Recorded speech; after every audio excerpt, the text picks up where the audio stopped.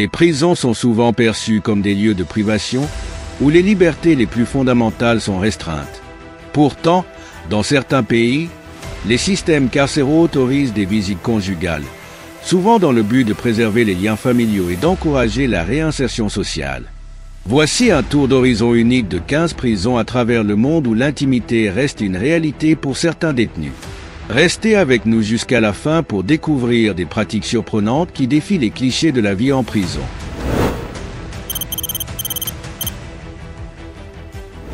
San Pedro n'est pas une prison comme les autres. C'est une micro-société où les détenus gèrent eux-mêmes leur quotidien.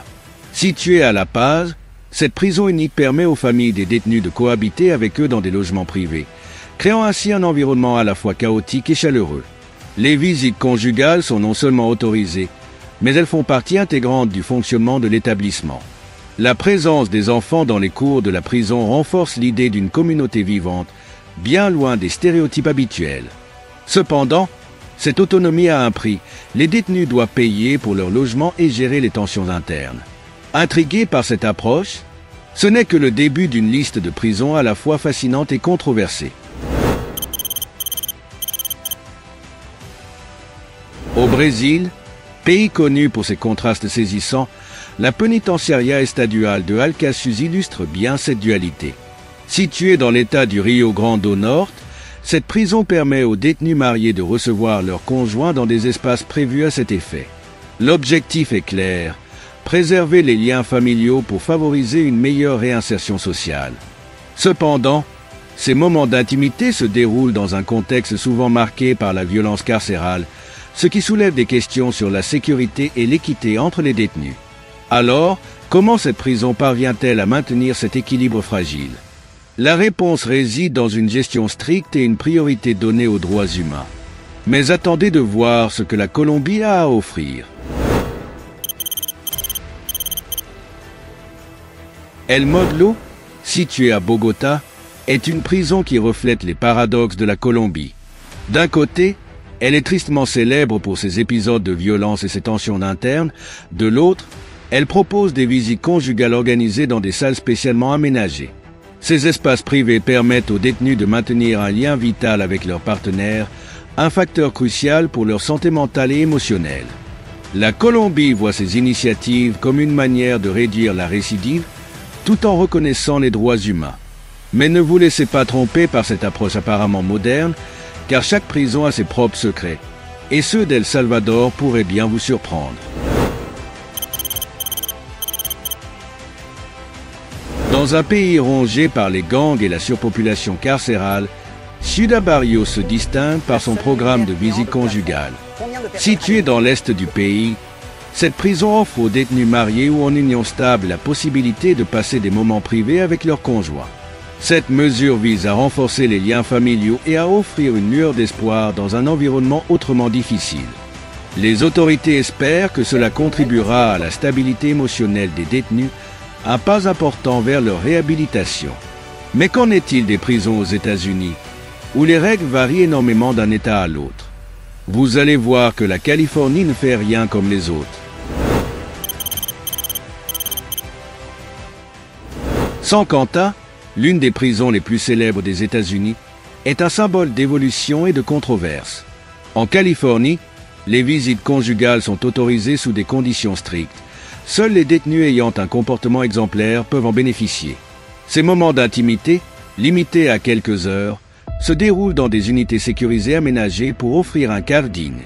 Les études montrent que ces rencontres réduisent le stress et favorisent une meilleure réintégration. Mais alors, comment cela se compare-t-il aux pratiques en Amérique latine où la réalité carcérale est bien différente? Allons voir au Venezuela. La Pica, située dans l'état de Monaga, est une prison qui défie les attentes. Malgré les conditions souvent chaotiques des établissements pénitentiaires vénézuéliens, les visites conjugales sont autorisées et considérées comme un droit pour les détenus. Ces moments d'intimité se déroulent dans des conditions parfois rudimentaires, mais ils restent une échappatoire essentielle pour les détenus et leurs familles. Cette politique, bien qu'imparfaite, reflète une reconnaissance des besoins humains fondamentaux. Mais si vous pensez que cela est unique, Attendez de découvrir comment la Thaïlande conjugue tradition et modernité dans ses prisons. Connue comme la prison des hommes condamnés à mort, Bang Kwang Central Prison présente un visage inattendu.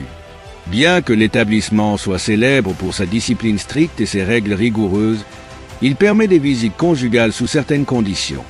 Ces rencontres sont encadrées et réservées aux détenus ayant fait preuve d'une conduite exemplaire. La Thaïlande met un point d'honneur à valoriser les relations familiales, même dans un contexte carcéral. Alors que nous explorons ces systèmes uniques, plongeons dans l'histoire de Carandiru, une prison brésilienne qui a laissé une empreinte indélébile dans les annales pénitentiaires. Carandiru, située à Sao Paulo, était autrefois la plus grande prison d'Amérique latine. Avant sa fermeture en 2002, elle était tristement célèbre pour ses conditions inhumaines, mais aussi pour son programme de visite conjugale.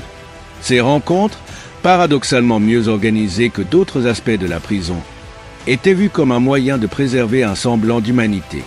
Aujourd'hui, Carandiru reste un symbole des excès et des échecs du système carcéral brésilien. Mais comment le Canada, avec son approche humanitaire, gère-t-il ce type de programme? Vous pourriez être surpris par leur approche. Le Canada, réputé pour son approche humanitaire, ne fait pas exception en matière de visite conjugale. Le centre correctionnel de Maplehurst, situé en Ontario, permet aux détenus d'avoir des visites privées avec leurs partenaires, à condition de répondre à des critères stricts de comportement. Ces visites se déroulent dans des unités spécialement conçues, avec des espaces qui offrent une intimité respectable. Ce programme vise à maintenir des relations stables, contribuant à la réhabilitation des détenus.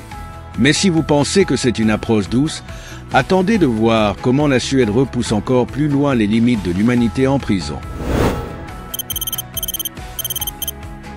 En Suède, Kumla est l'un des établissements pénitentiaires les plus modernes et les mieux équipés. Les visites conjugales y sont encouragées dans un environnement conçu pour favoriser la dignité et la réhabilitation. Des appartements aménagés permettent aux détenus de passer plusieurs heures, voire une nuit, avec leurs proches. Cette approche repose sur une vision humaniste du système pénal où les liens familiaux jouent un rôle clé dans la réinsertion. La Suède continue de repousser les limites pour humaniser la vie carcérale. Mais la Norvège, avec ses politiques progressistes, pourrait bien vous surprendre encore davantage. Souvent appelée l'île-prison, Bastille en Norvège est un modèle de réhabilitation. Ici, les détenus vivent dans des conditions qui ressemblent davantage à un village qu'à une prison. Les visites conjugales font partie intégrante de cette philosophie. Les détenus peuvent accueillir leurs partenaires dans des logements confortables, renforçant ainsi leurs relations tout en préparant leur retour à la société. Ce cadre idyllique est la preuve qu'un système axé sur la confiance peut donner des résultats impressionnants. Mais allons voir comment l'Allemagne équilibre discipline et humanité dans ses prisons. À Hambourg, la prison de Fuhlsbüttel, connue sous le nom de Santa Fu, est un exemple de modernité. Les détenus bénéficient de droits étendus, y compris des visites conjugales dans des chambres spécialement aménagées. Ces rencontres sont vues comme un outil essentiel pour maintenir les liens familiaux et réduire la récidive. En Allemagne, l'accent est mis sur la réhabilitation plutôt que sur la punition, et cette prison en est un parfait exemple. Mais qu'en est-il de la France, avec son héritage juridique unique?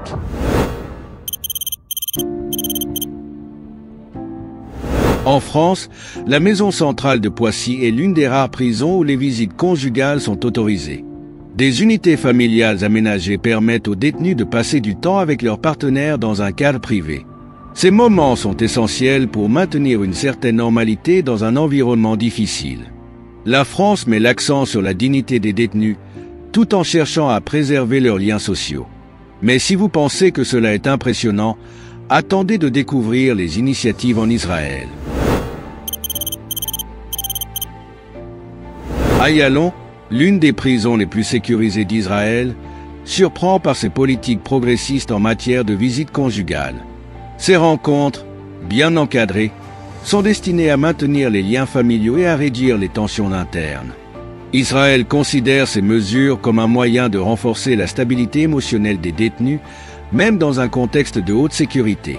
Enfin, découvrons comment le Mexique combine tradition et modernité dans ses prisons.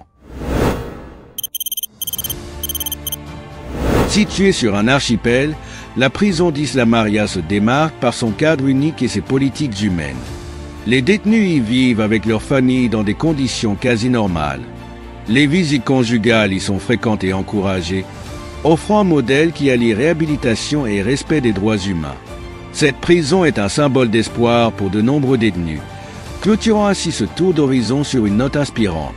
Ces 15 prisons montrent que, même dans les environnements les plus restrictifs, l'humanité peut prévaloir.